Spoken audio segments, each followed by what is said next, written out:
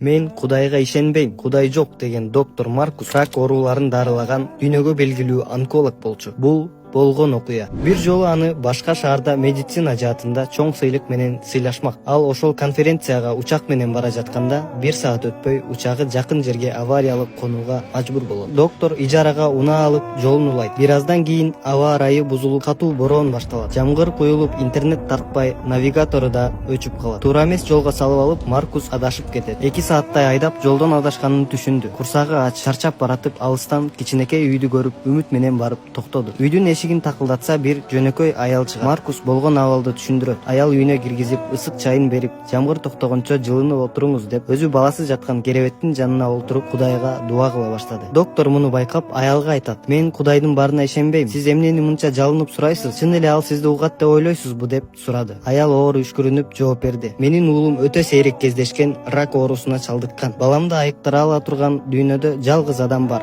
Анын аты доктор Маркус. Бирок менде ага жетүүгө акчам да, мүмкүнчүлүгүм да жок. Ал башка шаарда жашайт. Бирок мен ишенем, Кудай мени угат жана сөзсүз жолун ачат." Бул сөздөрдү укканда доктор Маркус сүйлөй албай калды. Көзүнө жаш толуп, үнү калчылдап, "Кудай улуу" деп шыбырады. Ал бүгүн болгон бардык окуяларды эстеди. Учактын конуп калганы, бороон, навигатордун иштебей калышы, жолдон адашканы баары бекеринен эмес экенин түшүндү.